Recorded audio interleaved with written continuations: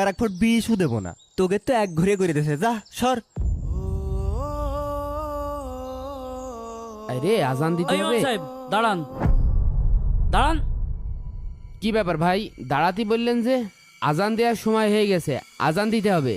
আপনার আর আজান দিতে হবে না নে। আপনি জানেন না আপনার আর আপনার বাপের এক ঘরে করে দেওয়া হয়েছে? গ্রামের মাতব্বরের সাথে আমার আব্বাস ঝামেলা আছে, সেটা তাগের ব্যাপার। এখন আমি এই মসজিদে ইমামতি করি, এখন আপনি তো আর আমার নামাজ পড়তে বাধা দিতে পারেন না। কে আপনি মসজিদের মাইকে ঘোষণা শোনেননি? গ্রামের লোক আপনার আব্বার সাথে আপনারও এক ঘরে করে দিয়েছে।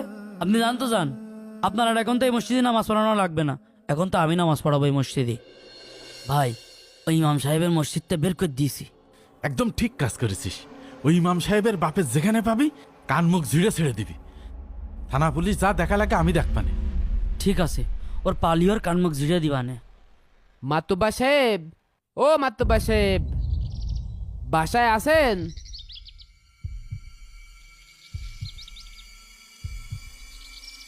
কি ব্যাপার ইমাম সাহেব, আপনি আমার বাসায়? মাতব্বা সাহেব, আমি খুব সমস্যার ভিতরে আছি। আমার ছেলেটা দোকানে গিয়েছে পাউরুটি কিনতি, দোকানদার পাউরুটি দিইনি। তা আমার আব্বা জোনে গেছে, ওরা আমার আব্বা জোনেও নিইনি।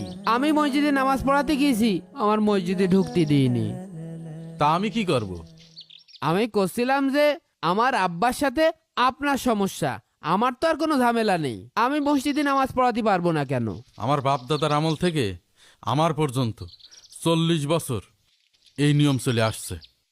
মাতব্বরের কথা না শুনলি তারা এক ঘরে করে দেওয়া হয়। আমি এখন কিছু করতে পারবো না, যাও। গ্রামবাসী আর মাতব্বার সবাই আমার বিপক্ষে চলে গেছে, এখন কি করব?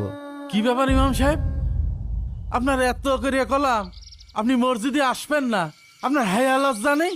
আল্লাহর ঘরে আসবো কিসের হায়া লজ্জা? আর এখন থেকে আমি প্রতিদিন এই মসজিদে নামাজ পড়াতে আসবো আর আজান দিতে আসবো। ভাই ওর কত বড় সাহস, ওর আব্বাও আপনার সাথে বিয়ে তুমি করেছে, ও আপনার সাথে বিয়ে তুমি করলো? হ্যাঁ দেখেন ইমাম সাহেব, একদম বাড়াবাড়ি করবেন না। বাড়াবাড়ি করলি হাত পা ঠ্যাং ভেঙে হেলে দিবানে। কার হাত পা ভাঙবেন? আপনারা কি দেশের আইন আদালত কিনে নিয়েছেন নাকি? স্যার, স্যার, এই যে এই লোকটা গত 1 মাস ধরে আমাকে এই মসজিদে নামাজ পড়তে দিচ্ছে না। আমার আব্বা কোথাও কাজে গেলে কাজে নেয় না, এই সমাজ থেকে আমাকে এক ঘরে করে রেখে। স্যার, মসজিদ কি আপনার বাপদাদার সম্পত্তি নাকি যে আপনি ইমাম সাহেবকে নামাজ পড়তে দেবেন না? আপনার সাথে ইমাম সাহেবের বাবার যদি কোনো জমি জমা সংক্রান্ত ঝামেলা থাকে সেই বিচার আদালতে হবে, কিন্তু আপনি তাকে এক ঘরে করে দিচ্ছেন কেন?